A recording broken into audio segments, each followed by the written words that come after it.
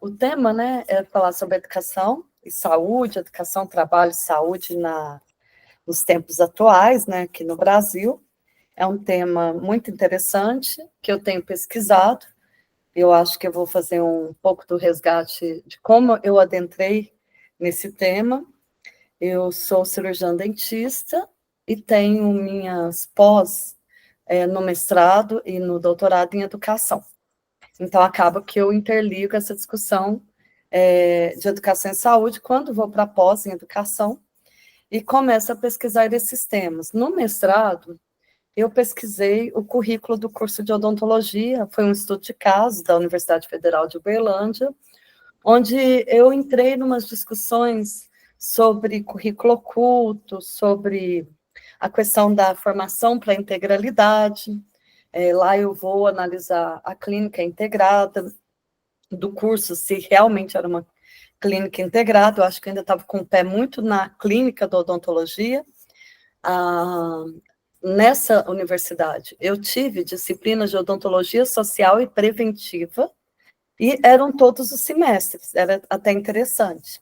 E nesse momento, eu pouco aprofundei nesse debate da odontologia social e preventiva, e me fixei mais na discussão da clínica, se ela realmente oferecia uma formação para a integralidade. E, de certa forma, foi muito interessante que eu começo a adentrar nesse campo das ciências humanas, da educação, e ali vou trabalhar 4 categorias que envolvem essa grade curricular, que eu denominei a lógica da integração, a lógica da fragmentação, a lógica do mercado e a lógica da profissionalização. Eu faço esse resgate porque eu penso que a formação na graduação ela está muito retirada das especificidades desse meu objeto. Essa lógica da profissionalização e do mercado ela é muito forte, né? Então, se a gente for observar os currículos, de maneira geral, há uma preocupação muito grande com a profissionalização, né? Quer dizer, você vai formar e depois você vai ter um trabalho. Então, quando a gente pensa na saúde, nos cursos de graduação em saúde, a gente percebe, né? Eu estou trazendo dados assim, bem aleatórios e de algumas pesquisas que também estão sendo feitas no nosso grupo de estudos. Eu faço parte do grupo de estudos em educação, trabalho, educação e pesquisa do trabalho, educação e saúde, GEPES.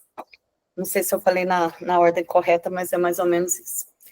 E a gente tem observado que os cursos da área da saúde, ele tem ainda uma grande ênfase biomédica, ou seja, modifica de um curso de enfermagem para um de odonto, para um de medicina, para um de fisioterapia, mas ainda a questão biomédica tradicional, nos currículos, quando eu digo nos currículos, é nos conteúdos, nas disciplinas, ainda tem um grande peso nessa vertente de disciplinas biomédicas, fisiopatológicas. Então, quer dizer que aquela que denominamos medicina flexneriana, que inicia lá no século X, ainda é muito forte nos currículos.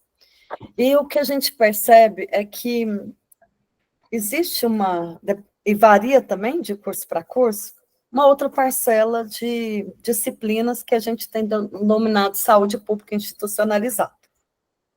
E o que isso tem a ver com a profissionalização? Então, se eu pensar no curso de odontologia, a gente vai ver, igual tem uma dissertação que está terminando agora, da minha orientanda Rosana, 80% das disciplinas da odonto são biomédicas, fisiopatológicas, clínicas, e 20% para menos está ligada ao SUS, e eu chamo isso de saúde pública institucionalizada.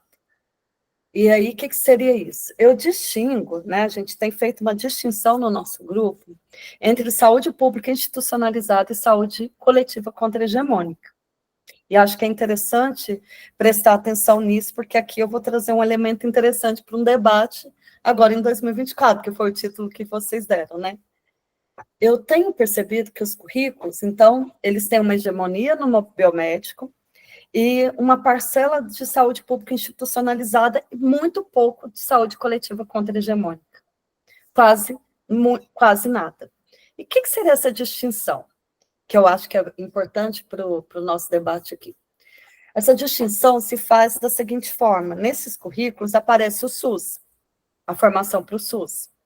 Mas o que tem prevalecido? Tem prevalecido legislações, né, a legislação do SUS, estágios do SUS também, tem alguma carga horária de estágios do SUS, tem aparecido questões de epidemiologia, mas epidemiologia tradicional, não epidemiologia crítica, da medicina social latino-americana, que Jaime Breio traz, e traz algumas questões também da promoção da saúde, mas quando a gente já faz a análise, é uma promoção da saúde que a gente chama de neoliberal, porque ela não trabalha na lógica da determinação social, mas sim na lógica de determinantes, e numa lógica, muitas vezes, que é reconhecida por alguns eixos como progressista, mas numa análise mais crítica, a gente percebe bastante limites, porque trabalha numa lógica que nós diríamos, assim,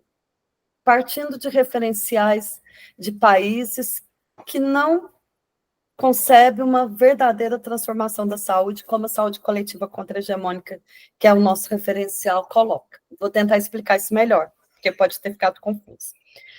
Quando eu falo da profissionalização, eu quero só, antes de tratar dessa díade que eu trouxe aqui, dizendo o seguinte: por que eu falo de profissionalização? Então, o currículo, ou ele é bem biomédico, ou ele tem saúde pública institucionalizada. Formação para o SUS. E o que, para muitos, até alguns cursos, eu recebo alunos do mestrado, mas eu não tinha nada de SUS. É porque o SUS, a saúde pública institucionalizada, ela é tida como grande referencial crítico. E nosso grupo tem questionado isso, porque me parece mais que é uma lógica de profissionalização dentro do SUS, porque vocês, né, querendo que seja lá a sua profissão, tem algumas profissões mais, outras menos, tem campo de trabalho no SUS, e parece que a universidade ela tem se organizado, não hegemonicamente, uma parcela do currículo, no caso desse do odonto que eu citei, tem uma parcela lá de SUS, mas é um SUS muito institucional. E qual que é o problema, professora? Não é legal? Claro, você pode trabalhar princípios, legislação do SUS, mas a problemática que a gente tem observado nas nossas pesquisas e análises é que isso por si só profissionaliza, mas isso não forma pessoas críticas, que saibam questionar a lógica da totalidade que nos orienta nessa sociedade. Então, a saúde coletiva contra-hegemônica, numa outra perspectiva, para além da saúde pública institucionalizada, ela requer uma formação que supere essa visão institucional. E não é por simples capricho. É que nessa referência contra-hegemônica, nós trabalhamos a partir de uma perspectiva de classe. E sabemos que numa sociedade capitalista, a classe trabalhadora, ela não é autônoma, ela precisa vender sua força de trabalho, não é uma opção, né? Ela está subjugada a essa lógica, a partir dessa lógica que ela precisa vender sua força de trabalho, e esse papel de classe trabalhadora, essa exploração que é sofrida no seu cotidiano, porque o que temos no capitalismo é que precisamos vender a força de trabalho, e precisamos, e a classe dominante precisa da nossa mais-valia para fazer o acúmulo do seu capital. Essa exploração do trabalho está diretamente associada aos nossos processos de adoecimento, aos nossos desgastes, às nossas perdas. Não é à toa que nessa sociedade capitalista o adoecimento se amplia, o adoecimento tanto mental quanto físico, né? Porque é uma sociedade onde a exploração do trabalho ela tem se acelerado. E consideramos, nessa perspectiva de uma saúde coletiva contra-hegemônica, que parte de uma análise, né, que a classe trabalhadora ela não tem essa total autonomia, ela está subjugada por essa condição de classe, ela necessita de ter essa consciência de classe, ela necessita, além de ser profissional de saúde, ela também necessita de uma formação crítica para se compreender, porque não será somente preventivismo ou somente ações de promoção de saúde fragmentadas, descoordenadas dessa lógica de totalidade, é que vai transformar a saúde da população. Não sei se ficou muito confuso, mas eu posso ir desenvolvendo no processo. Então, o que eu quero dizer? Que na graduação, e eu estou dizendo de uma hegemonia, pode haver, né, algumas diferenças curriculares, mas, de maneira geral, a hegemonia é biomédica e da saúde pública institucionalizada. Na pós-graduação, a gente tem alguns programas que têm trabalhado numa perspectiva mais contra-hegemônica, mas não ainda também diria que é a maioria dos cursos de pós-graduação. Também existe uma hegemonia nessa mesma lógica da saúde pública institucionalizada, quando a gente pensa na formação focada mesmo na saúde coletiva e focada no SUS. Só para clarear mais isso que eu tentei desenvolver aqui nesse primeiro momento, é que eu tenho visto, né, tanto nas diretrizes curriculares, quanto na política de educação permanente, quanto nas políticas de residência, né, quanto nas políticas de formação em geral, que o norte sempre é a formação para o SUS. E na perspectiva da saúde coletiva contra-hegemônica, é obviamente que a gente reconhece a importância dessa conquista histórica, né, do direito à saúde, mas a gente reconhece que a saúde coletiva ela não envolve somente uma formação para o SUS, né? A saúde coletiva contra-hegemônica envolve uma formação que vai além dessa perspectiva do SUS. Por quê? Para se viver melhor nessa sociedade, nós também precisamos nos emancipar enquanto classe trabalhadora. Ou seja, nós precisamos de uma sociedade mais igualitária e menos desigual e com menos exploração. Então, se a gente pudesse fazer um retrato sobre a formação hoje no Brasil, eu retomo aquela categoria que eu disse, né? A lógica do mercado e da profissionalização ela é muito forte. Né? A gente mesmo, quando entra no curso, fala, eu vou ser o quê depois? Como é que eu vou trabalhar de quê? E ninguém está questionando isso, a importância disso. Obviamente, nós precisamos trabalhar e vender nossa força de trabalho. Mas quando os currículos e a formação centram-se somente neste aspecto técnico da profissionalização, isso possibilita que uma classe dominante se mantenha no poder. Por quê? Porque acaba que se formam pessoas que saem da universidade sem questionar essa condição de alienação que nós vivemos nessa sociedade. Esse é um aspecto que eu acho que era interessante trazer, né, sobre essa perspectiva de pensarmos, agora eu vou focar mais dentro da saúde coletiva e da saúde pública, né, vamos focar um pouquinho mais nisso, fazer esse recorte. Primeiro eu falei das grades. No doutorado, eu falei um pouquinho do meu mestrado, que eu estudei a clínica integrada, e apareceu essas duas categorias que eu penso, foi um estudo de caso, mas que, pelas nossas análises, compreensões, claro que é necessário mais pesquisa sobre, mas a gente percebe que essa lógica, ela é bem forte, ela perpassa outras grades. No meu doutorado, eu resolvi analisar a Política Nacional de Educação Permanente em Saúde. Eu acho que é outro tópico importante para se retratar aqui, hoje, com esse tema. Essa política, ela surge em 2004, a partir de uma portaria, e é a primeira vez que, desde a criação do SUS, nós temos uma política focada na formação profissional, na educação e saúde. Então, a gente tem que considerar que é uma grande vitória, sem sombra de dúvidas. Fazendo um parêntese, gente, desde a criação do SUS, já se colocava a questão da formação como importantíssima, né? E por que eu vou trazer dois aspectos aqui que eu considero central, né, que eu acho que é muito interessante quando a gente pensa por que desde a criação do SUS, a questão da formação de recursos humanos vai para a Lei 8080, vai para a Lei, vai para a Constituição Federal, vai para a Lei 8080, se faz, né, no mesmo ano da 8ª Conferência, em 1986, é feita uma primeira Conferência Nacional de Recursos Humanos. A gente percebe que quem está ali no movimento da reforma sanitária tem uma preocupação com a formação. E essa preocupação tem várias vertentes de preocupações. Alguns grupos pensam, olha, para trabalhar no SUS precisa de uma nova filosofia, e o trabalho é muito prático, vai sair daquela lógica biomédica. E eu destaco uma outra que eu considero fundamental.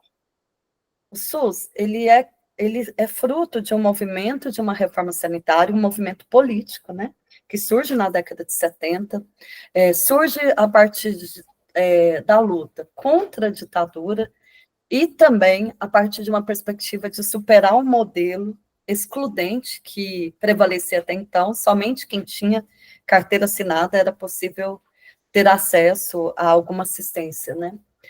E o SUS surge desse movimento, né? Ele não surge a partir de um decreto governamental, ele surge a partir da academia, a partir de questionamentos teóricos, ele surge a partir da articulação da academia com movimentos sociais, sindicatos, movimentos de base, várias pessoas que estavam ali vivendo o momento da ditadura, que não era só uma crise política, mas também uma crise econômica, uma crise de valores, uma crise ética, né? E o SUS é resultado deste movimento. E, obviamente, que quem toma a frente desse movimento, quem protagoniza esse movimento, são grupos que têm uma formação mais crítica, que vislumbra uma perspectiva para além do capital, né? Porque o grande lema deste momento é que saúde não é mercadoria. Essa é uma palavra fundamental. Interessantemente, falando que saúde não é mercadoria, numa concepção muito mais ampliada do que de corpo, né? De corpo e de corpo biomédico, mas uma perspectiva que para ter saúde é necessário diminuir a desigualdade social, partindo dessa perspectiva mesmo da determinação social. Então, a luta perpassa um outro projeto societário com mais justiça. É claro que, nesse grupo do movimento da reforma sanitária, há divergências teóricas, há partidos políticos diferentes, né? Mas o que vai prevalecer é uma ideia de uma reforma, não de uma revolução. Há vários capítulos aí que vai mostrar, né, que há uma coalizão aí partidária, né, para superar esse momento da ditadura, mas há um consenso mesmo sobre a ideia que saúde não é mercadoria. Dentro de uma formação tecnicista forte, obviamente, quem tinha essa ideia que estaríamos numa luta de classes, né?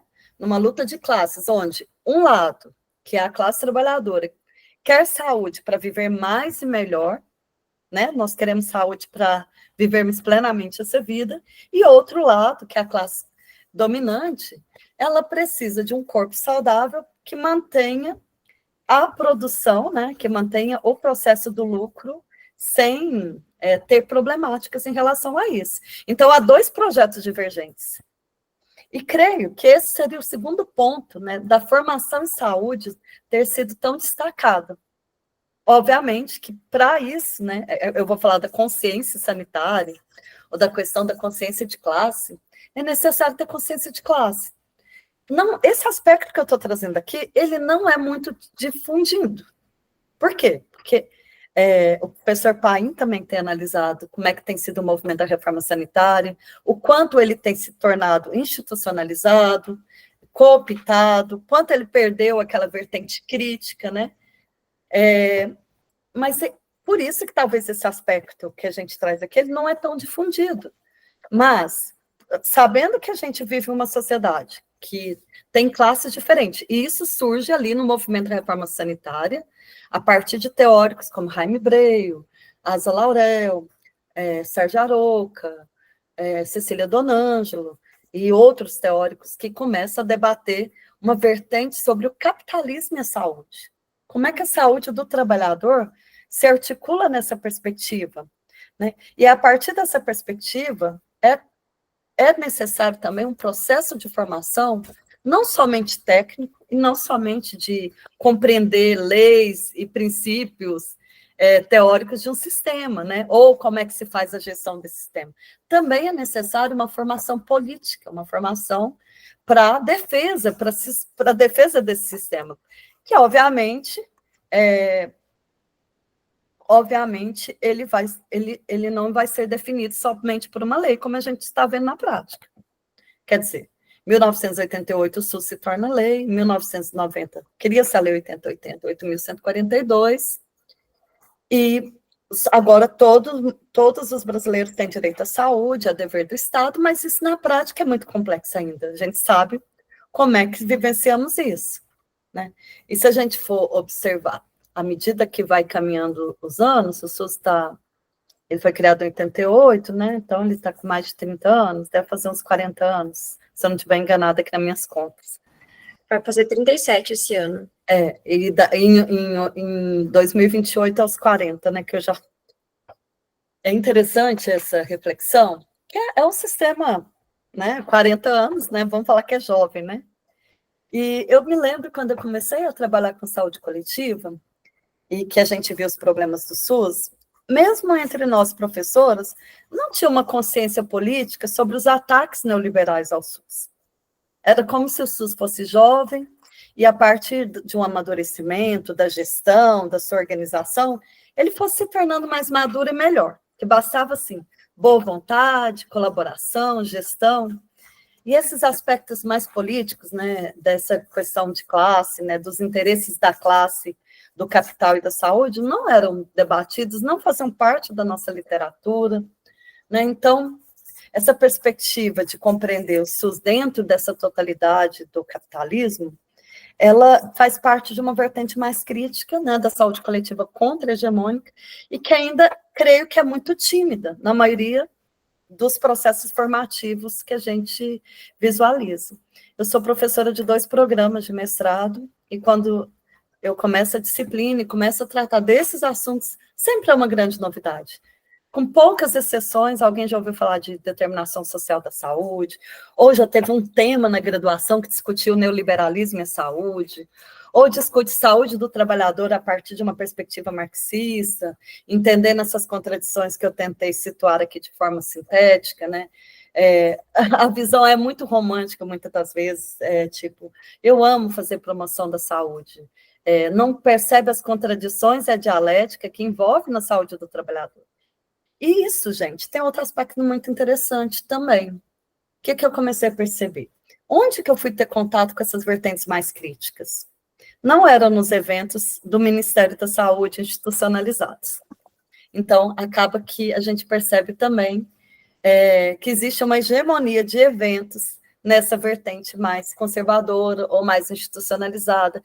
E lá se traz temas como humanização, como gestão, como educação permanente em forma de pensar resolutividade, traz temas muito técnicos também, se a gente fosse pensar. As questões políticas, se aparece de maneira bastante tímida na maioria dos eventos também. Então, o que eu estou querendo trazer aqui, onde é que a gente vai ter esses momentos para discutir essas perspectivas mais críticas, resgatar esses referenciais da determinação social, que mesmo nas publicações ainda são tímidos, também vamos pensar no campo agora das publicações científicas, né? A maioria das publicações também são tímidas. Outro parênteses importante para pensar nessa hegemonia da saúde pública institucionalizada, porque ela luta contra o modelo biomédico, né? Se você lê as diretrizes curriculares, você vai ver que existe uma centralidade no SUS, que as competências que eles estabelecem lá, ela tem uma lógica meio de fugir um pouco do modelo biomédico flexneriano, né? E nos PPPs também que analisamos, se você lê os objetivos, a filosofia, normalmente ela segue as diretrizes curriculares também. É interessante isso. Eu não vou falar o nome da universidade aqui para não expor, mas, nossa, eu lendo a parte filosófica dos objetivos, é muito bonito. Vamos formar um trabalhador crítico, reflexivo, transformador, muitos cenários de aprendizagem no SUS, a integralidade, a humanização. Legal, né? A hora que você lê a parte dos fundamentos teóricos e filosóficos, mas quando você vai para a parte conteúdo, não há uma conexão. Os conteúdos, como eu disse, são a hegemonia do biomédico, com uma parcela de saúde pública institucionalizada, e você não percebe nada de literatura crítica, mais é Ministério da Saúde, que a legislação é o oficial. Então, a gente vai vendo as lacunas. também eu acho que é interessante colocar nesse movimento, que eu aqui estou fazendo alguns movimentos, espero que não esteja muito confuso, né? Porque a gente tem que buscar também como é que essa hegemonia vai aparecendo, né? Da saúde pública institucionalizada, da pedagogia das competências, que eu também quero trazer para esse debate, que a gente percebe claramente também nas nossas diretrizes, na política de educação permanente e outros documentos de formação. Então, a gente percebe que esse não é um movimento local brasileiro, esse é um movimento internacional. E se a gente vai lá nas raízes, a gente vai ver que isso tem ligações na OPAS, na Organização Pan-Americana, por exemplo. Eu que analisei a política de educação permanente em saúde, eu tive que resgatar documentos da OPAS da década de 80, que já trazia a discussão da educação permanente a partir de reuniões de coletivos da América Latina.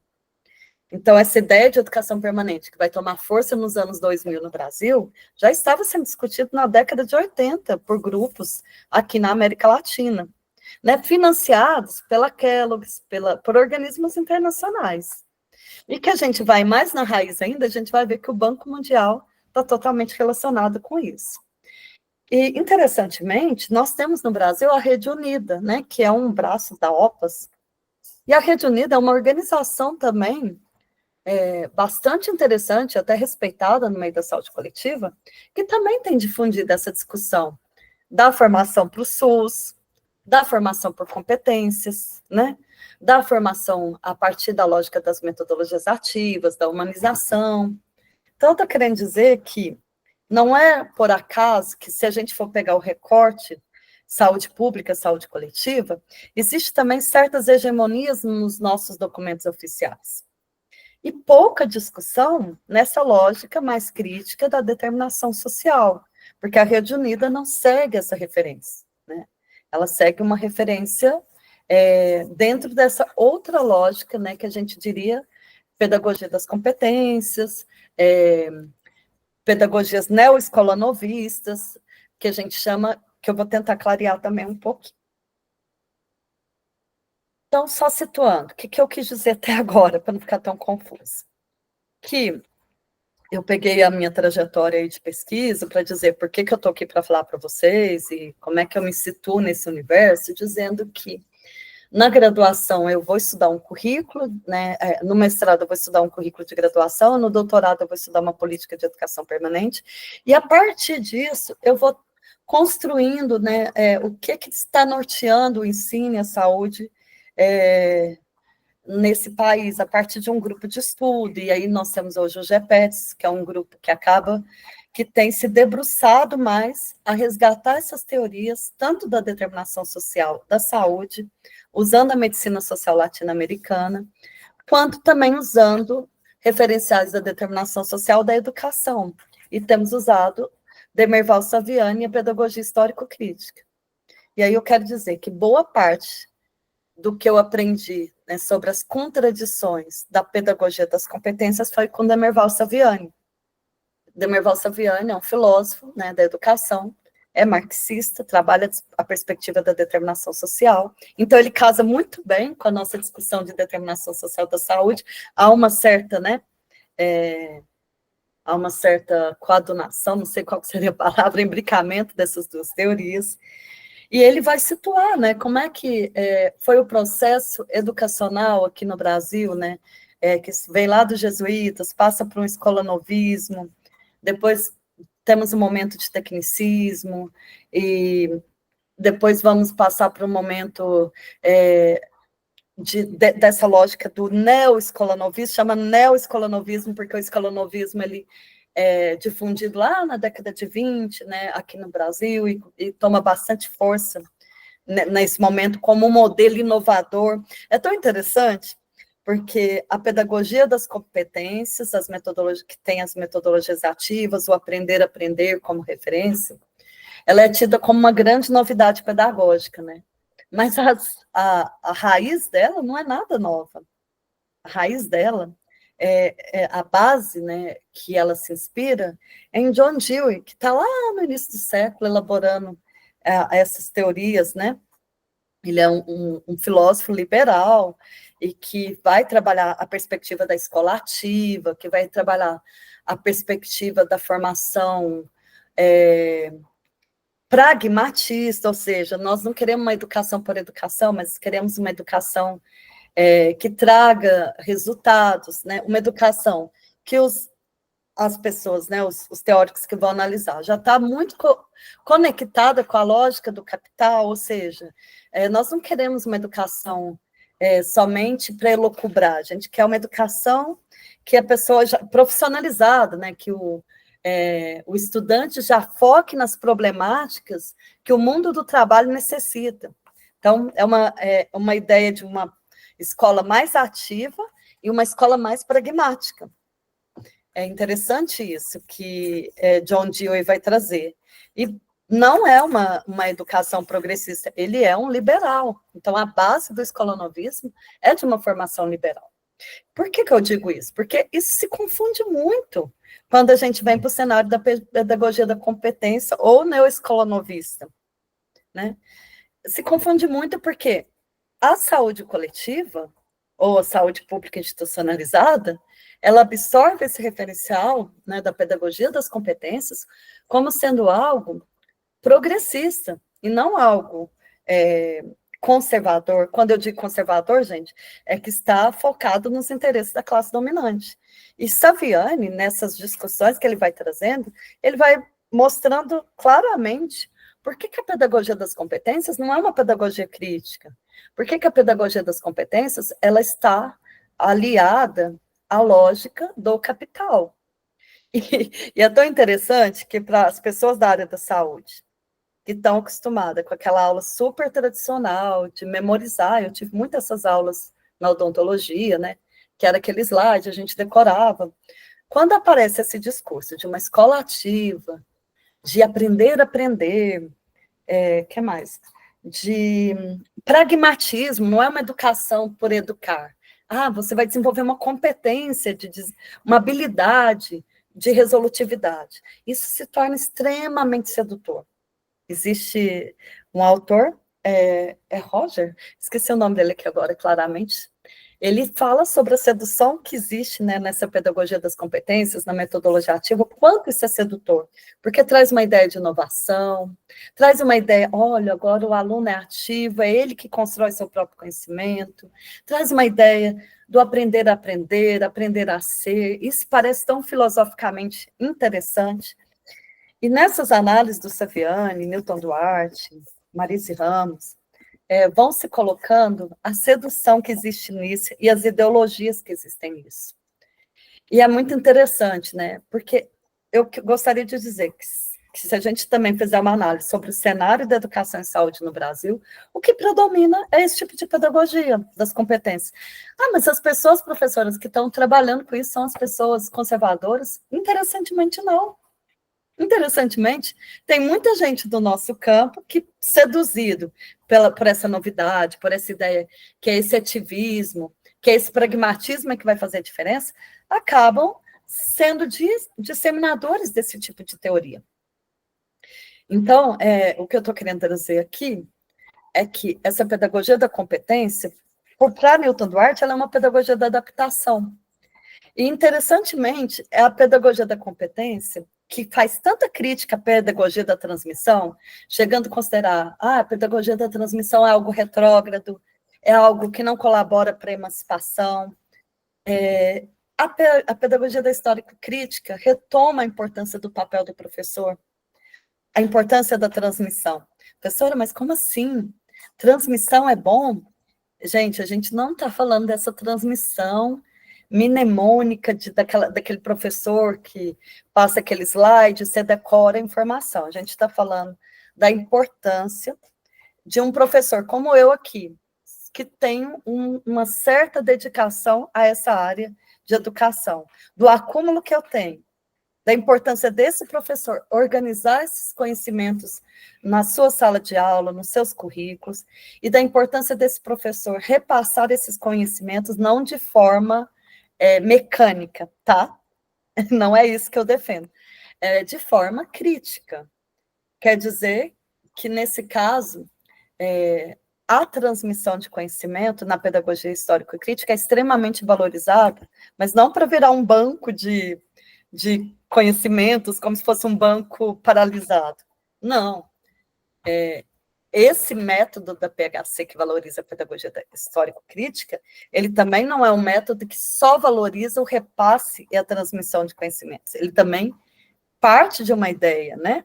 De uma catarse, ou seja, quer dizer, esses conhecimentos eles vão ter que se tornar significativos, eu não sei se seria a palavra ideal, mas eles também vão se tornar parte desse ser, quer dizer, vai se criar uma certa consciência, e a necessidade também da ação, porque se nessa teoria da PHC, os conhecimentos são compreendidos não a partir de um processo social natural, mas a partir de um processo social dentro de uma sociedade capitalista, que é cheio de contradições, e que, para a gente superar as problemáticas da educação, da saúde, é necessário o quê? Superar essa sociedade que gera a desigualdade social. Obviamente que o nosso papel dentro desse tipo de educação da PHC não é só de meros receptores de conhecimento, a gente também tem que se tornar militante político, né? E é interessante que a PHC, porque assim, eu estou trabalhando isso nos currículos, né? Então, será que ela só serve para trabalhar na saúde coletiva, né? Que tem essa vertente do movimento da reforma sanitária, da necessidade da luta política? Ela é possível a gente trabalhar em qualquer conteúdo. E eu vou dar um exemplo aqui da genética. Eu tenho provocado lá nos núcleos docentes estruturantes, né? A genética, será que a genética pode trabalhar numa perspectiva a partir de uma totalidade mais ampla, social, ou não, genética é só biologia? Essa é uma provocação importante. E aí eu gosto de fazer um movimento de pensar assim, lá na universidade que eu trabalho tem a disciplina de genética e tem laboratórios que estudam câncer. Laboratórios de genética que estudam câncer. E o câncer? Ele vem da onde? Ele vem de um processo natural ou de um processo social? Nós somos um país onde o número a gente está aí na frente, né, no pódio, de número de agrotóxicos, né, que é liberado, que não se paga imposto. Isso são questões naturais ou são questões políticas? O número de agrotóxicos livres, sem impostos, que são disseminados no nosso país. Então, quer dizer, uma disciplina de genética aparentemente só lida com o corpo, ou sei lá, com um microscópio, mas se você começa a partir desse objeto, a partir de uma ideia de totalidade social, você vai perceber que a mudança desse quadro, eu estou fazendo só um recorte, até como assim, um movimento, um exercício aqui para vocês entenderem um pouco do que eu estou tratando da PHC nessa perspectiva, a gente vai entender que dar aula de genética pode ser só ensinar lá sobre cromossomos, sobre célula, ou pode se articular a esse biológico a uma perspectiva de sociedade, fazendo despertar nesse estudante, obviamente que se tem que se conhecer esses aspectos biológicos, mas sem dissociar da totalidade histórica que envolve essas questões biológicas. Então, quer dizer que a doença do câncer não é um processo natural. A luta contra o câncer não é só uma luta dentro de um laboratório a partir de elaboração de vacinas ou remédios. A luta contra o câncer perpassa também por articulações políticas. Eu estou dando esse exemplo de genética porque, aparentemente, parece que ele é bem distante de uma perspectiva de uma análise dentro da pedagogia histórico-crítica, né? E esse é o papel do professor na pedagogia histórico-crítica. Ele tem que selecionar conteúdos.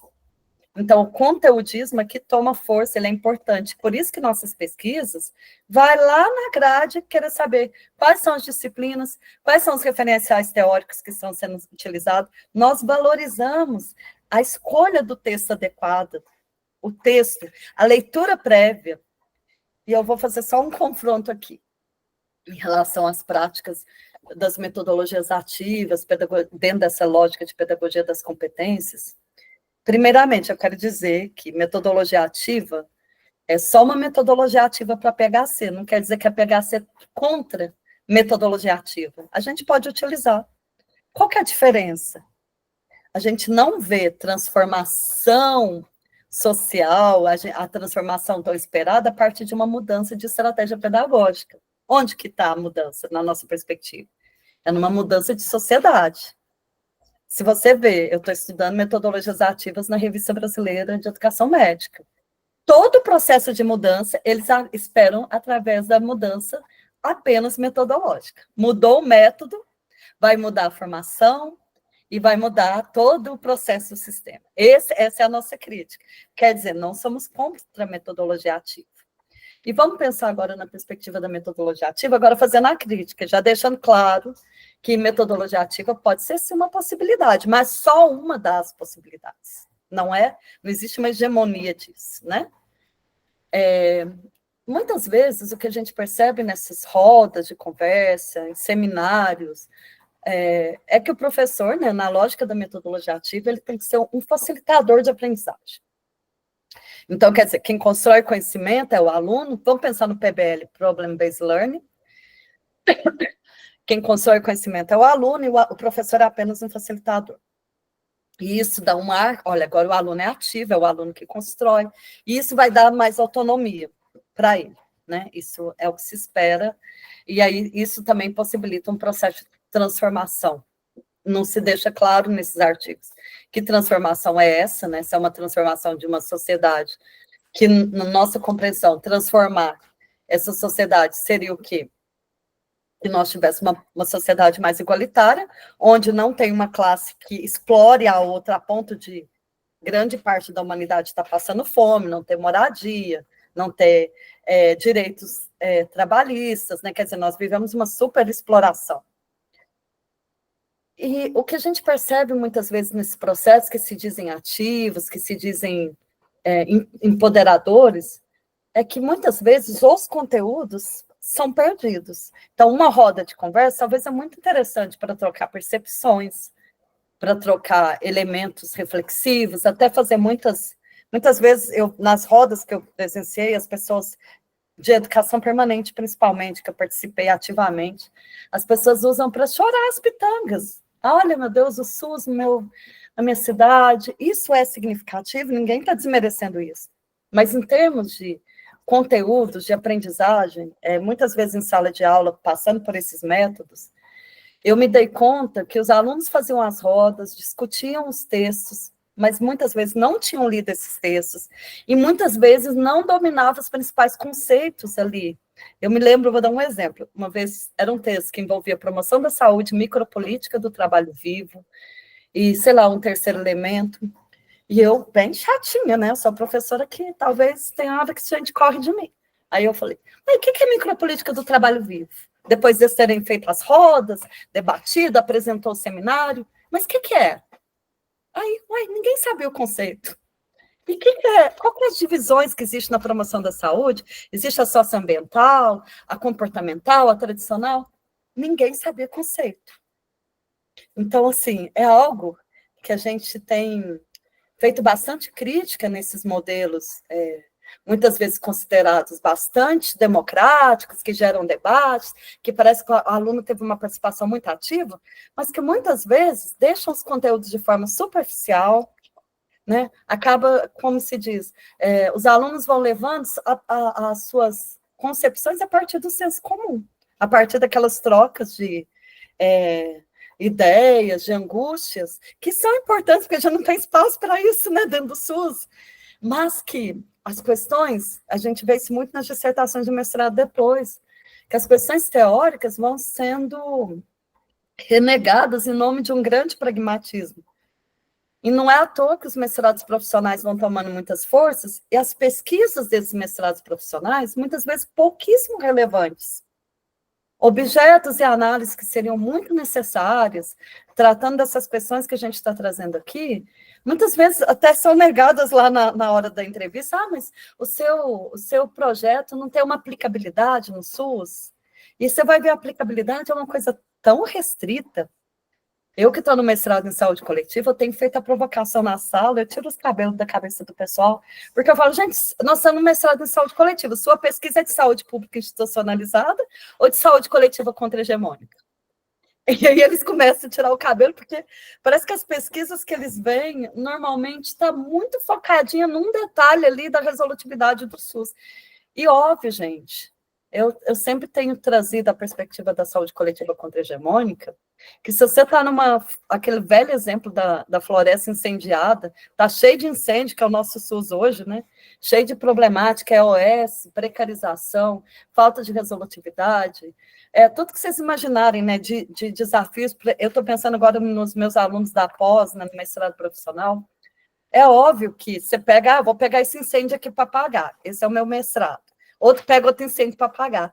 Mas ninguém está interessado em subir lá na montanha para falar de onde que está vindo esse incêndio, para ter uma visão da totalidade. Está todo mundo muito focado nessa micropolítica, que é outro lance que está dentro da educação permanente, dentro dessa política de educação permanente. Uma lógica da micropolítica e uma desvalorização dessa visão de totalidade, uma desvalorização do teórico, uma desvalorização do papel da universidade para uma reflexão mais aprofundada. Bom, eu creio que, para começo de conversa, para dar tipo um panorama sobre a educação e saúde, são essas questões que me vieram na cabeça. Eu fiz isso de uma forma bastante livre. Eu não tenho costume de ficar falando e vocês ficarem caladinhos. Confesso que eu tenho uma certa dificuldade. Tive vontade várias vezes aqui de parar e fazer aquelas perguntinhas que eu estou acostumada, até nas conferências de saúde. Eu faço isso, eu não consigo. Mas espero que não tenha ficado muito confusa. Aí eu termino agora e abro e vocês fazem perguntas, caso eu não tenha conseguido trazer nenhum elemento sistemático, ficou só uma chuva de ideias e uma confusão geral.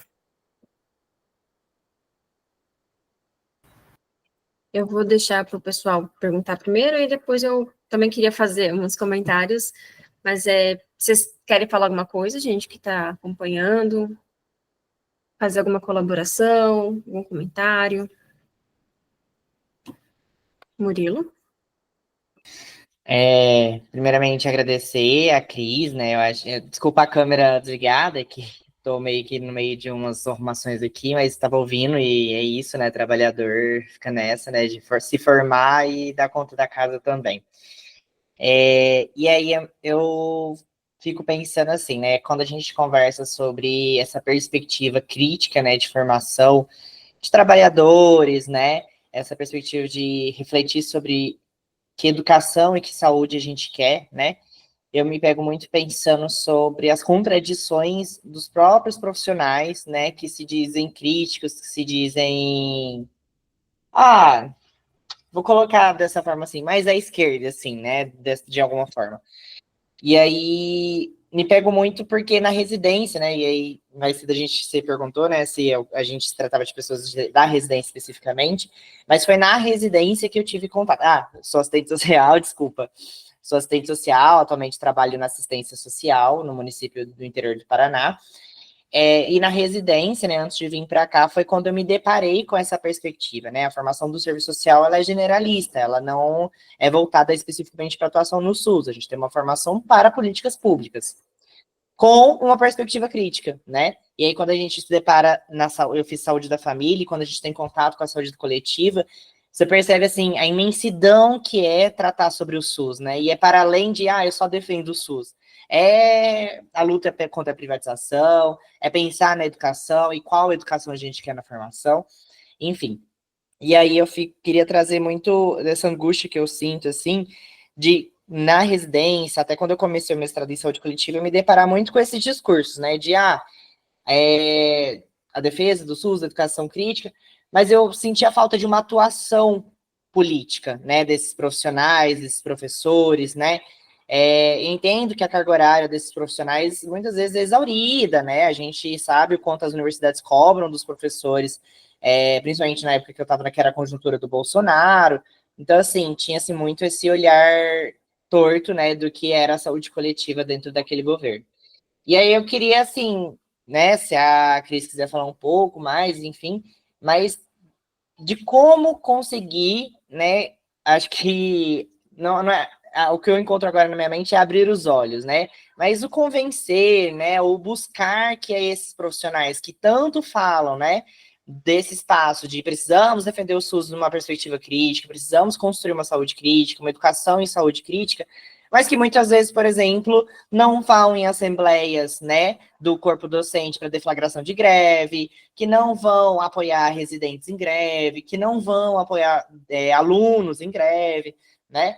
Falando em greve, mas no que eu acho que o movimento mais ápice que a gente tem dentro da militância, assim, né, da luta política, numa perspectiva de consciência, né?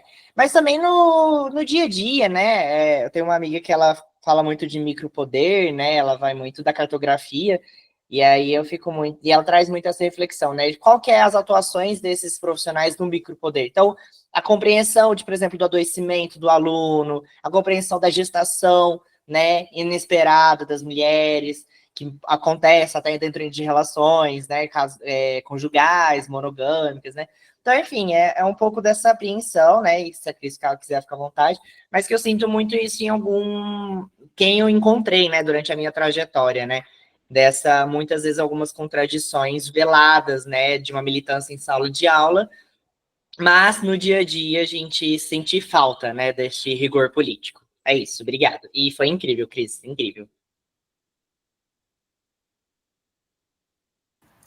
Cris, você já quer mencionar essa parte ou pode continuar? Dá mais uma rodada, quero ouvir vocês. Tá, eu vou falar, então. Me pegou muito a parte que você comentou sobre a hegemonia biomédica nas graduações e pós, né? Porque eu também estou no mestrado agora e peguei no mestrado tem uma questão de aluno pai, que é programa de aperfeiçoamento no ensino. É como se você fosse um supervisor, o estagiário ali do professor, né, do docente. E eu acabei pegando esse aluno pai no estágio de saúde da comunidade, eu sou fisioterapeuta, e aí a saúde da comunidade que eu já fiz enquanto graduanda, né, então hoje eu peguei como pós-graduanda, para ficar com os alunos do estágio profissionalizante. E aí, conversando na época de conseguir esse acesso ao aluno pai, a fisioterapeuta, que é do serviço, mencionou que depois da minha turma na graduação, os outros alunos não tiveram mais a disciplina de saúde da comunidade. Então, tiraram, e era a única disciplina que a gente tinha sobre o SUS, era um semestre só, e aí tiraram a disciplina, e que os alunos chegavam, né, com aquela visão de que, eu vou fazer fisioterapia é próximo de medicina, então, muito essa lógica biomédica mesmo, e aí não se interessavam tanto pela questão da saúde da comunidade, negócio de postinho, e além disso, também tem a questão de que os professores, eles são todos mais voltados para áreas especializadas, no sentido de não tanto saúde pública, sabe, mas especializadas bem, tipo, atenção especializada. E aí, eles não conseguem dar conta também nem da própria disciplina. Quando eu fiz a disciplina, era sempre algum outro aluno, algum profissional convidado fora da faculdade, que ia para dar a disciplina, e aí, como não era sempre assim, algum profissional convidado, eles acabaram tirando a disciplina dos alunos. Aí os alunos estão indo para o estágio agora, do 5º ano, fazendo estágio em UBS, durante 6 semanas, sem saber princípios do SUS, sem saber ferramentas, dispositivos do SUS, e tudo isso, essa parte teórica, a gente está tentando elaborar junto com a parte prática, né, tentar recuperar isso, e aí, ao longo desse programa, ainda a fisioterapeuta que é a contratada lá da UBS disse que corre o risco de tirarem do ano de estágio profissionalizante, porque os alunos já... Então, parece que é todo um mecanismo, né? Tiram a teoria, aí os alunos vão para o estágio profissionalizante despreparados, porque realmente não teve a teoria, e aí, se eles estão indo despreparados e não estão dando conta de abordar a prática e a teoria juntos, vamos tirar da prática, né? Para quê, né? Para que, né, a gente ter toda essa demanda de ensino, não está dando conta em 6 semanas, né? Não tem condições, né? E aí agora existe um projeto de tentar tirar. E aí eu levo isso para, durante as discussões que a gente tem com os alunos também, qual é o tipo de profissional que está formando, né? Porque tá formando um profissional para atenção especializada, está formando um profissional para uma saúde privatista, porque se você for trabalhar, mesmo que você vá trabalhar numa atenção especializada, que eu falo para eles do hospital das clínicas, é SUS, Eles também têm que saber o que é SUS, mesmo se for um hospital, né? É um serviço público. E aí é o tipo de profissional que você está formando, né?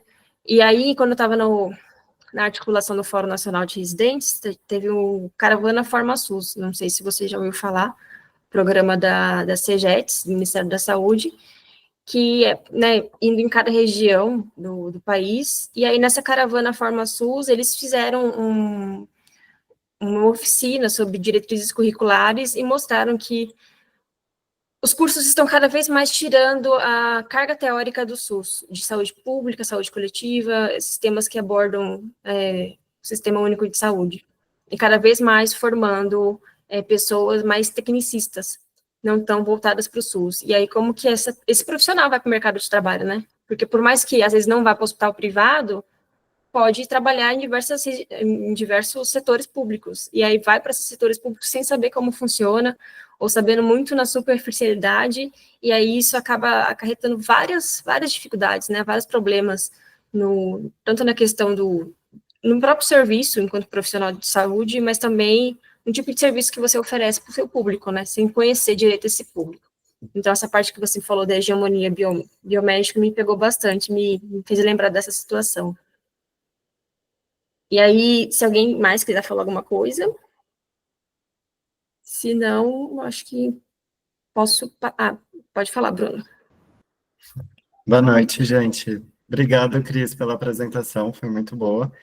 E aí, eu acho que o modelo flexneriano ali, né, que você tocou bem rapidinho, se você tiver como falar um pouquinho mais, porque eu lembro que foi um grande questionamento, assim, né, que foi, enquanto assistente social, foi o primeiro contato que eu tive, ouvi falar sobre o relatório Flexner e tudo mais, foi no período da política que o Bolsonaro colocou, né, da reforma das formações profissionais em saúde, né?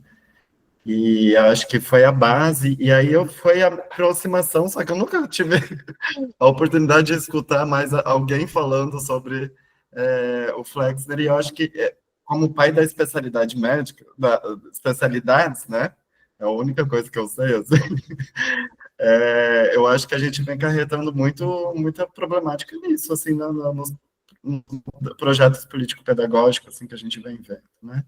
E apesar da residência, assim, tentar romper um pouco, mas ainda a gente acaba dando continuidade nesses processos, né? E aí eu gostei muito também quando você trouxe ali a questão da saúde global, né? Pensar o financiamento, a orientação, as diretrizes que é dado pelo Banco Mundial, pelo Fundo Monetário Internacional, também que é financiado pela daí, Fundação Rockefeller, que começou lá antes mesmo, né? De ter o SUS, e aí hoje em dia com a fundação do Bill Gates, a Melinda Gates também fazendo esse filantropicalismo, assim.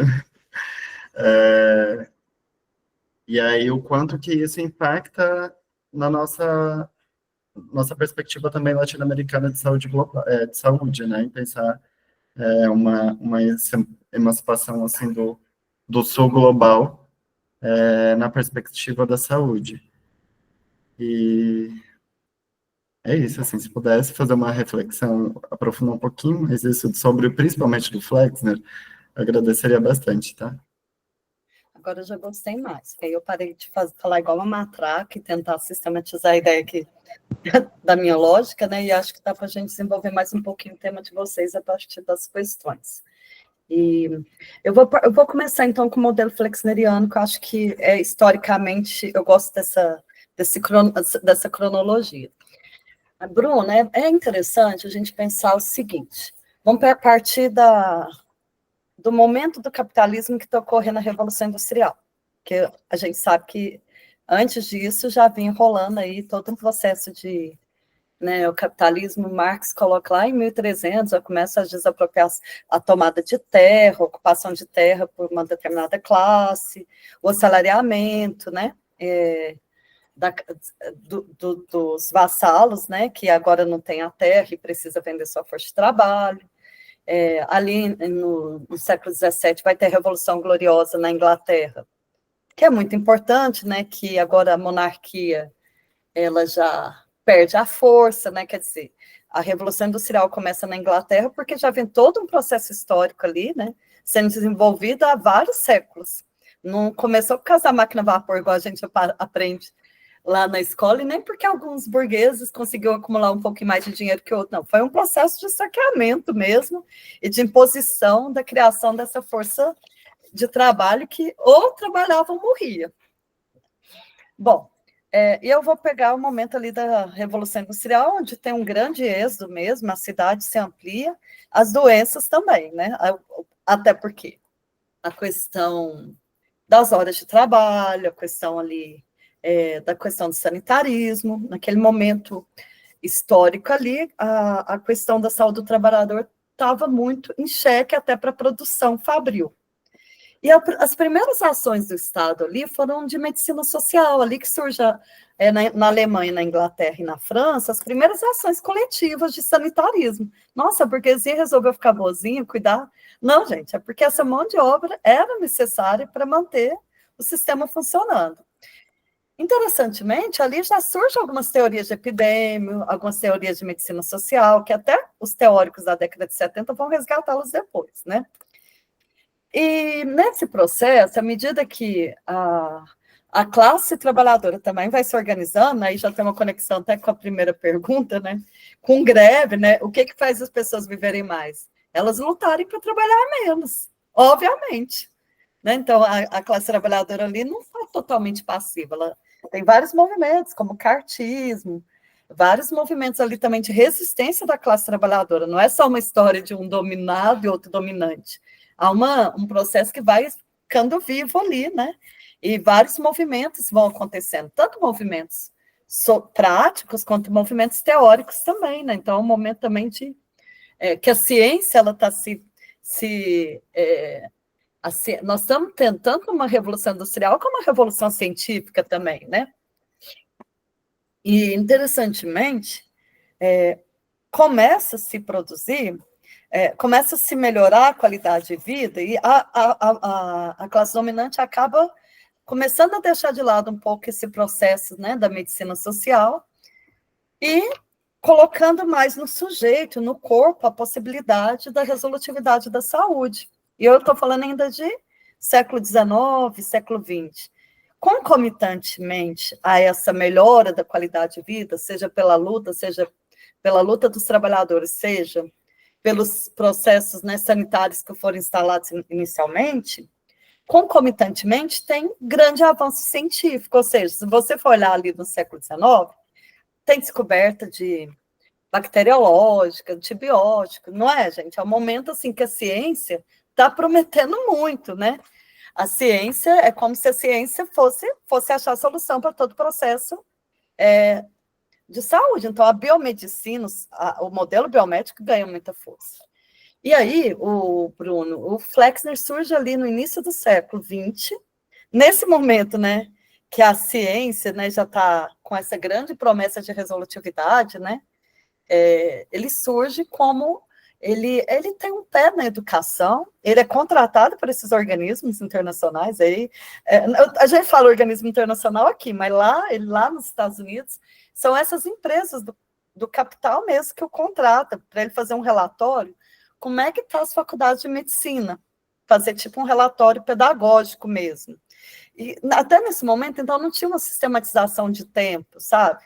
Era assim, um curso tinha 6 anos, outro curso tinha 4, tinha curso noturno, ainda nesse momento ainda tinha a população negra participava, sabe? Desses cursos. E o que o Flexner vai trazer uma organização pedagógica curricular que é considerada bastante elitista e colocando como centralidade a questão da ciência. Não sei se até nesse momento a medicina ainda é preciso analisar o Flexner não de uma perspectiva de sujeito, mas de uma perspectiva histórica, por isso que eu fiz esse resgate da Revolução Industrial. É porque nesse momento também começa-se a organizar uma perspectiva do hospital. Não é mais aquele médico com a maletinha que tem a ideia do todo, que o Rogério Gomes fala da fase meio artesanal da medicina. Ela também, com esse processo, ela começa a se complexificar. E quanto mais tecnologia, mais vai perdendo essa ideia artesanal e vai também se industrializando, né, como ocorre ali no processo da Revolução Industrial. Então, nesse processo, também a medicina é chamada para se organizar para essas novas demandas do capital. Então, o Flexner vai fazer uma organização, ele fala que é científica, e é científica. Essa é a ideia dele, por isso que é medicina flexneriana ou medicina científica, porque ele vai agora desvalorizar essa ideia socioambiental, que já tinha sido produzida lá na medicina social do século XIX e tal. Então, ele vai falar, não, agora a gente vai dar uma centralidade no biológico, no corpo. Então, é uma perspectiva bem positivista. Uma centralidade no que pode ser testado dentro de um laboratório, né? Então, ele traz uma perspectiva de um biologismo, de um curativismo, um foco muito grande na doença, com a promessa que a ciência vai acabar resolvendo todas as doenças. E o momento dava para acreditar, porque, olha, descobriu o antibiótico, descobriu aquilo. Então, vai chegar um momento que não vai ter mais doença, vai ter descoberta. E como é que ele se inspira no Fordismo, nesse mesmo momento que ele está fazendo relatório? A fábrica Fordista está bombando com aquela lógica taylorista da divisão de tarefas, então essa ideia dele também, dividir o corpo em pedaços, ou seja, cada um vai cuidar de uma parte da ciência, não é que ele divide, né? Isso já vinha sendo construído, e ele parte para essa perspectiva pedagógica dessa especialidade, não é que ele inventa isso, ele só sistematiza isso. Então, ele vai valorizar a especialização, ele vai questionar práticas alternativas que não são científicas, e o que na prática ocorre com essa sistematização de tanto horas, agora vai ser o dia todo na universidade, é que a classe trabalhadora sai da universidade, os negros saem da universidade. A medicina se torna bastante elitizada também. Isso é o que a gente encontra nos artigos. O que Flexner colabora com grande incremento de produção científica. Não tenho dúvida que isso foi interessante nessa perspectiva de modelo de ensino que ele traz. Esse modelo que o Flexner traz, ele já vai ser questionado naquele momento, porque já existia, mesmo nos Estados Unidos, onde Flexner está, sempre existiu institutos de saúde pública e de pesquisas bem importantes nesse campo. Existe até hoje, já existia nessa época. Obviamente que no modelo do capital, essas instituições, elas prestavam mais serviço para essas organizações, né? Essas organizações, do que propriamente elas tinham um papel ali no país, mas elas nunca deixaram de existir. E na Europa, sempre também existiram essas instituições de medicina social e saúde pública. Então, com a quebra da Bolsa de Nova York em 29, as críticas à medicina flexneriana vão vir fortes. Por quê? Porque foca na doença, é cara, utiliza de muitos especialistas. Existem 3 palavrinhas de crítica: ela é ineficaz, ela é ineficiente e ela é desigual. Porque ela gasta muito, ela não resulta em muita eficácia, e ela ainda não é para todo mundo, porque ela é muito cara. E ela gasta muito do Estado. Então, ela já começa a ser questionada ali, com a quebra da Bolsa de Nova York, e começa um outro modelo que já está sendo ali concebido, que chama medicina preventiva, a tomar força. É o que a gente chama de medicina preventivista, que vai confrontar a medicina flexneriana. E a medicina preventivista vai ter várias... Isso estou usando o Sérgio Arouca agora, tá? Vai ter várias pesquisas ali na década de 30, 40, mesmo em instituições americanas. Eles tentam colocar isso na prática, só que sempre isso não passa no Congresso, tipo assim, a prevenção, um modelo de saúde pública para os Estados Unidos. Então, eles ficam muito no campo da academia. E na década de 50, pós-Segunda Guerra, com todos os conflitos que estão tendo aqui na América Latina, esses organismos internacionais resolvem, exportar esse modelo preventivista para a América Latina. Então, começa a ter seminários internacionais de medicina preventivista, contra a medicina flexneriana. E na década de 60, vai ter seminários nacionais, vai ter seminário aqui no Brasil sobre medicina preventivista. E aí começa o confronto, Bruno, medicina preventivista contra a medicina flexneriana. E o que essa medicina preventivista traz? Ela traz a formação, eu vou focar no médico, pensando na dissertação do Arouca. mas seria para as outras áreas também. Então, ela traz a ideia da formação de um profissional humanizado, a ideia de uma integralidade, né? Meu currículo integrado tem relação com isso.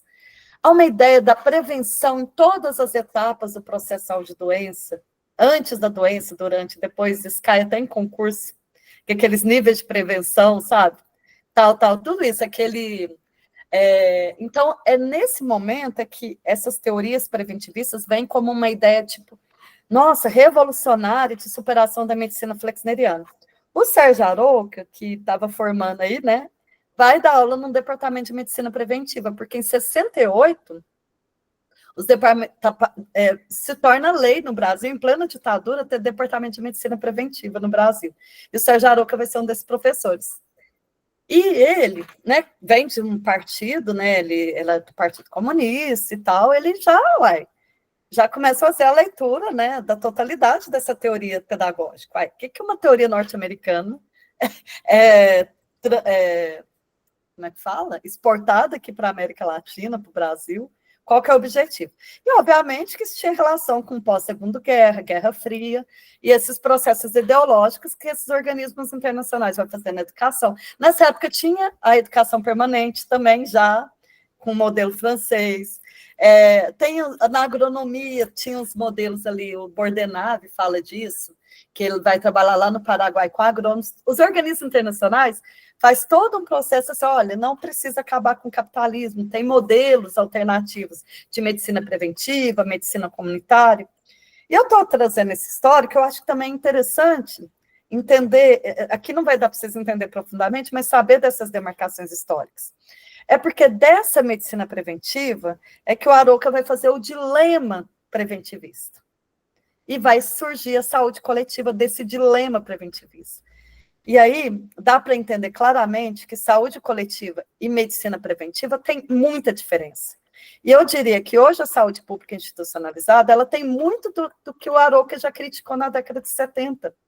Porque na medicina preventiva, já se falava em humanização, numa ideia de uma formação biopsicossocial, a ideia de saúde é esse completo bem-estar biopsicossocial, ela já fala em parceria ensino-serviço, de levar o acadêmico. O Arouca fala, gente, leva o acadêmico de medicina para a periferia, mas não questiona o modelo liberal dele de medicina. E hoje, o que mais se faz no ProSaúde, nesses pés de saúde, é isso, leva lá, mas o modelo liberal de formação não é questionado. E o Arouca, já, no dilema preventivista, isso já está tudo denunciado.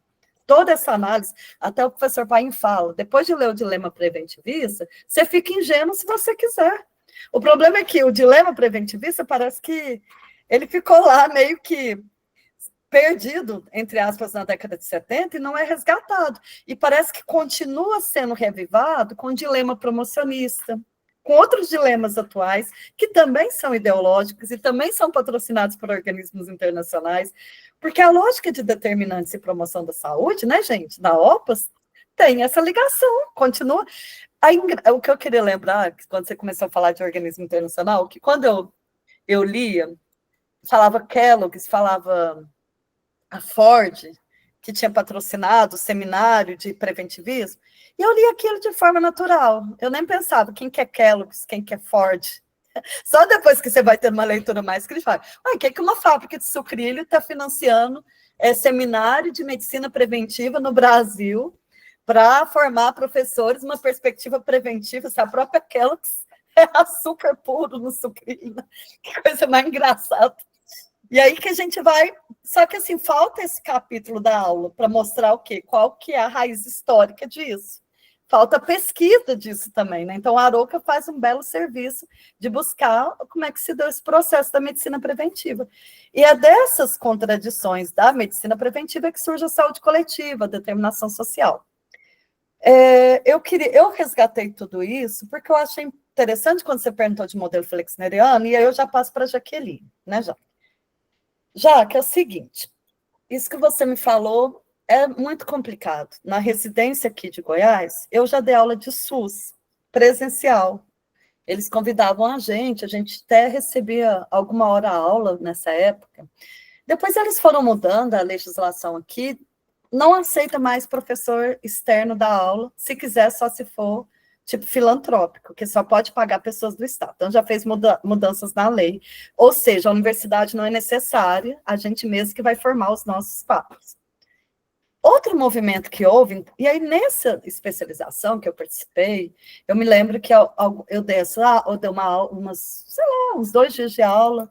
Então, tipo, eu tive a Osório, uma aluna, que depois foi para a Fiocruz, começou a estudar o Gramsci, e ela falou, foi sua aula que me despertou, sabe? Assim, querendo ou não, uma aula presencial faz alguma diferencinha em alguns alunos, vou falar que em todos. O que aconteceu enquanto movimento? Reformularam o PPC da residência aqui, e hoje só tem SUS em EAD. E não é síncrono, é assíncrono. E a gente já sabe que o residente está morto, e ele vai ter que estudar SUS na EAD. Agora pensa bem, eu, professora Cristiane, estou fazendo crítica de estudar o SUS, a saúde pública institucionalizada. Mas nem isso está sendo prioridade.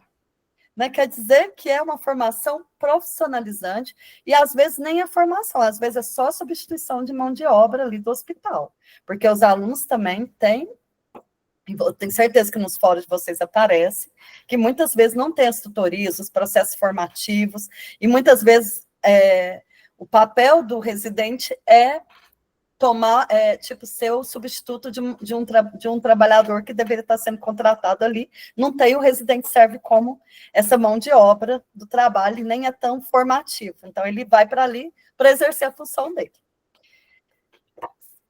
Eu considero isso bem preocupante, né, Jaqueline, porque se a professora Cristiane está falando que é muito importante ter uma perspectiva de saúde coletiva contra-hegemônica, que forme para a técnica, mas não para uma técnica específica, mas para uma politecnia, usando termos gramscianos, né, que o próprio Saviani utiliza, dessa vertente da politecnia, que é uma formação não só técnica, mas é uma formação política, uma formação para a arte, uma formação ampla, que você saiba ler o mundo, que você entenda as suas contradições, que você consiga entender os processos ideológicos e desvelar esses processos ideológicos. Isso necessita de uma formação até para o residente.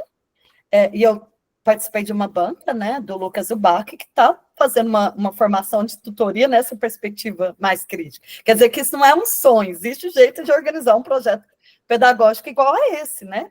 Desde que se vislumbre esse tipo de formação. Então, eu considero que essas questões que você me traz, elas são bastante sérias, né? Porque nem para essa saúde pública institucionalizada, parece que está tendo interesse de formar. E aí, cabe a gente analisar que nessa sociedade, onde a gente vive um desemprego, não por crise, mas por projeto da sociedade do capital, a mão de obra de trabalho vai ficando cada vez mais necessária, porque há uma automatização. Então, me parece que não há uma preocupação tão grande com uma formação mais até para lucratividade. Quer dizer que são poucos meses que vai ter uma formação mais diferenciada, há um desinteresse numa formação mais aprofundada. E adentrando nesses campos que eu digo, dessas ideias do ativismo, do próprio aluno que aprende por si só, do aprender a aprender, que você vai, um processo de educação permanente, já que sempre eles falam isso, é muito conhecimento, o conhecimento é volátil, o aluno é que tem que aprender a aprender, né? Então, isso se torna mais complicado, porque aprender a aprender, desvelar ideologias não é um processo tão simplificado. É necessário uma formação com escolhas de conteúdos, com a organização de um projeto político-pedagógico, né? E eu nem sei te dizer sobre isso que você está falando, eu só tenho que falar que a gente precisa se organizar para enfrentar isso, né? Porque não creio que está tudo dominado. Nós estamos aqui hoje, de noite, morrendo de cansaço, cada um aqui, as olheiras está grande, porque a gente acredita que é possível resistir, né? E sobre a questão, né?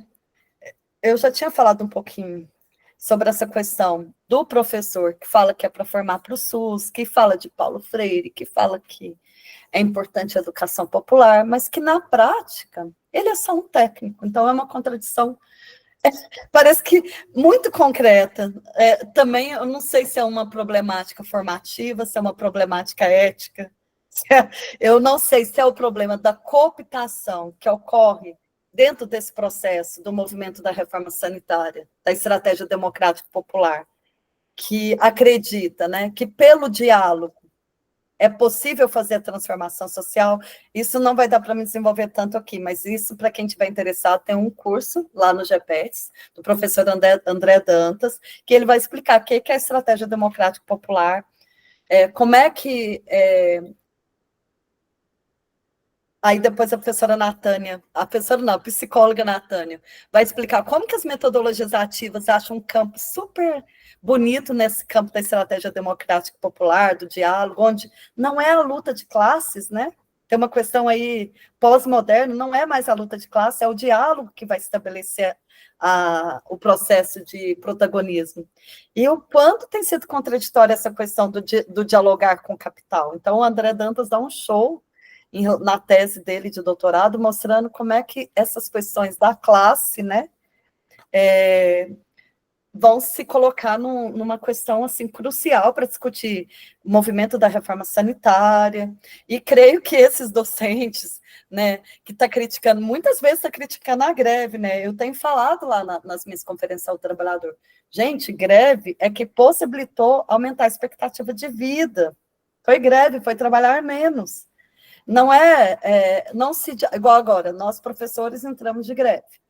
E teve um grupo que chamava a gente de bolsonarista. Vocês estão atrapalhando o governo Lula. E aí a gente falava, gente, não tem outra. Nós conseguimos um aumento, não era o que a gente queria. Mas foi porque a gente se posicionou, porque a gente se organizou.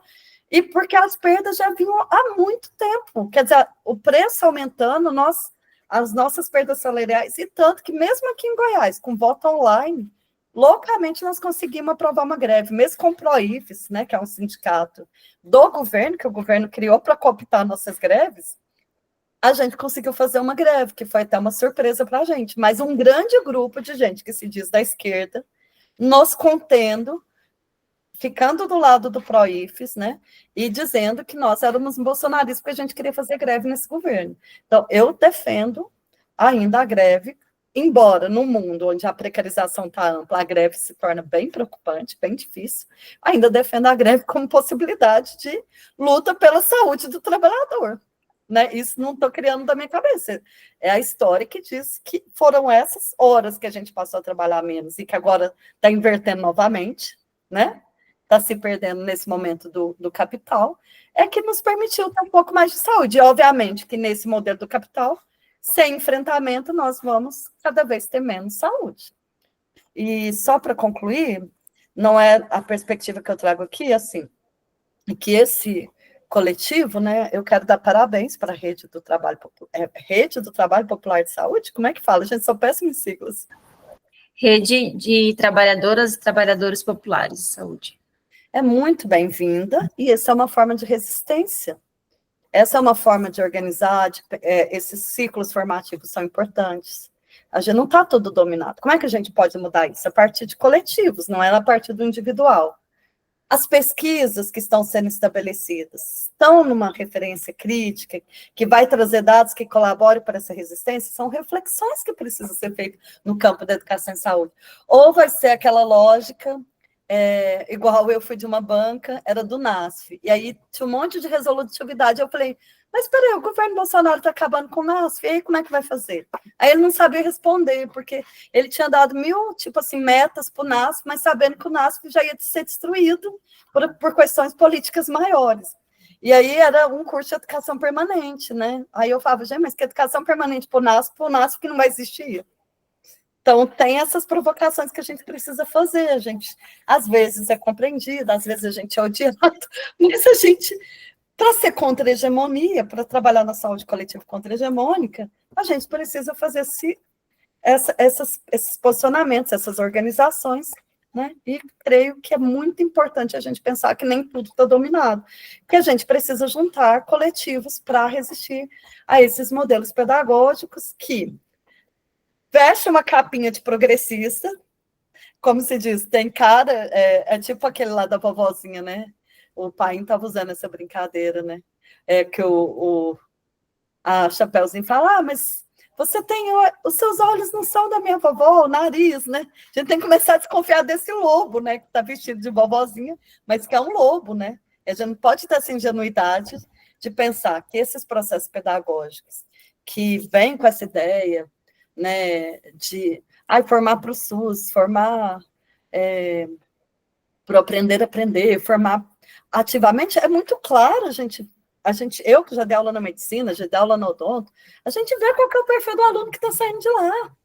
E isso não está provocando e não está trazendo uma formação realmente que possibilite isso que eu disse, um processo emancipatório. Porque uma formação boa é uma formação que ajude a desvelar essas ideologias que a gente vive nessa sociedade. É isso, gente.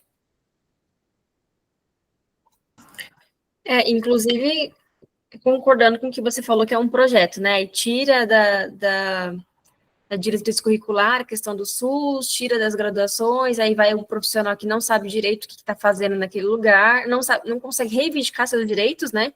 E nem os direitos dos usuários, porque não sabe, né? Não tem recurso para isso. E aí entra naquela lógica também, não é pertinente ensinar política nas escolas também, porque para que a gente vai pensar, formar pessoas críticas e pensantes que possam, né, questionar a estrutura, né, que possam debater ou ser contra a estrutura, né. Uma das últimas obras do Saviani é a escola na luta de classes, porque a escola é esse espaço, aí você deixa muito claro. A escola capitalista, por princípio, ela não pode formar a classe para questionar ela própria. Então, obviamente, que na escola capitalista ela vai formar os estudantes para se tornarem cada vez mais alienados. Né? Então, a nossa perspectiva de uma luta de classe é de fazer com que essa escola seja o espaço da contra-hegemonia. Por isso que eu falo de uma saúde coletiva contra-hegemônica. Né? Se eu vou ficar viva para ver isso, eu não sei, mas nessa vida eu vou me organizar e gostaria de ter mais companheiros juntos nessa perspectiva. E vamos encontrando, né? A gente vai se organizando. Eu acho que essa é a perspectiva desse grupo. Com certeza, pode contar com a gente. Pessoal, alguém Oi, mais? gente. Boa noite. Eu estava tentando levantar a mão faz tempo e eu não estava conseguindo. E eu vou me apresentar, eu sou Jamile, sou farmacêutica, moro aqui no Ceará, né? E atualmente eu faço parte do Fórum Nacional. E pegando um pouco da fala da Jaque, né, lá atrás, quando ela traz ela comenta essa questão da gente não ter muito contato na faculdade, né, sobre políticas públicas, sobre SUS, isso acontece muito em todos os cursos, né, e acho que isso foi uma das coisas que me fez optar por fazer a minha primeira residência em saúde coletiva, né? Eu sentia essa necessidade de estar ali, ter aquela vivência, de entender mais, né, sobre o SUS mesmo, porque é muito fácil a gente dizer que a gente quer trabalhar no SUS, mas a gente precisa de fato entender como que as coisas funcionam e entender que a teoria é uma coisa e na prática é outra. Né? E o SUS, a gente vai sendo moldado no SUS todos os dias, então todo dia a gente aprende uma coisa nova, né? E aí, puxando um pouco para esse lado da educação permanente, que é uma das coisas que a gente fala muito, né, dentro da residência, é de fazer a educação permanente. Eu estou na minha segunda agora em saúde da família, e no meu município tem o NUMEPS, que é o Núcleo Municipal de Educação Permanente e Saúde. Né? E aí, recentemente, saiu o novo princípio do SUS, que é sobre a atenção humanizada, né? E aí eu pensei assim, nossa, vamos utilizar esse espaço aqui do núcleo, vamos chamar os profissionais, né? Vamos falar sobre isso, vamos debater como que a gente pode, né, levar isso para a prática, para os nossos atendimentos nas unidades básicas. E aí eu fui barrada, porque aquela coisa, a partir do momento que você leva informação para os profissionais, né, os profissionais, eles começam a ver as coisas de uma maneira diferente, eles, obviamente, ficam mais críticos, e para o município isso não é bom, ter profissionais que são críticos, né? Então, assim, Realmente é muito importante a gente estar nesse espaço aqui falando sobre isso, né? Eu, principalmente, porque eu não estou tendo espaço, né, dentro da minha agenda da residência. Realmente, quando eu quero fazer algo a mais, tem que ser assim, no noturno, depois que eu chego em casa. Então, é mais para agradecer mesmo por essa aula. Anotei aqui várias coisinhas, já peguei assim da nuvem de informações várias coisas, né? Nunca tinha ouvido falar sobre Saviane, mas já dei um Google aqui, uma leve pesquisada. Então já estou com várias coisas na minha cabeça. Mas queria só agradecer mesmo a rede por ter proporcionado esse momento. E é isso, gente. Muito obrigada, tanto a rede como a Cristiane. Alguém mais quer colaborar com alguma coisa? Cris, eu queria te agradecer pessoalmente também por Jaqueline e pela rede. Obrigada pela disponibilidade. A gente estava nessa tentativa né, de colocar essa discussão. A gente entende que você também tem bastante demanda aí no trabalho, como pesquisadora, como professora. Então, obrigada por ter se disponibilizado, isso é muito importante para a gente. A gente vai disponibilizar depois a formação, né? E estamos juntos. Quando precisar também, né, desse pessoal, da gente, da rede, a gente está junto. Para só essa luta pelo SUS. Tá, gente, então eu também quero agradecer o convite, né? Espero que eu falei de coisas muito complexas, de muitas questões aqui. Quero dizer que muitas vezes eu ofereço disciplina, a gente tenta fazer distância, oferece vaga. É pena que um dos mestrados que eu dou aula cobra, mas existe lá também a possibilidade de não cobrar. Não é muito caro, não, mas o mestrado de saúde coletiva não cobra. E eu estava com uma dificuldade deles deixarem eu fazer minha disciplina à distância lá, que eu sempre tento fazer de um jeito que não cobra de ninguém. Então, assim, se quiser, depois, quando a gente for ter esses momentos, a gente disponibiliza também. Nós temos o GPET, semana que vem a gente vai ter aula de Pedagogia da Competência e PHC, Jamil, com o Saviane. Não é o próprio Saviane que vai estar falando, é o Leonardo, mas o Leonardo é um especialista. Então, é um momento legal, se quiser. Eu trouxe muitas complexidades aqui, eu confesso, e a gente, assim, não para por aqui. Precisando, a gente desenvolve mais. A Lauriana e o Marcos são meus orientantes, estão por aqui também, né? Eles também têm aí uma bagagem em relação a essas discussões. Então, eu sei que não para aqui. Hoje eu acho que eu fiz mais provocações, mais pontuações. Tentei fazer, assim, o que eu achava que era interessante para refletir. E fico muito feliz mesmo com o convite, com o trabalho de vocês e com essas persistências que nós temos, né? Muito obrigada. Obrigada, Cris. Obrigada, pessoal, também por terem comparecido hoje, em plena quarta-feira à noite. E a gente vai divulgando as próximas formações no Instagram, se vocês puderem seguir por lá e continuar com a gente. Boa noite, bom descanso para vocês.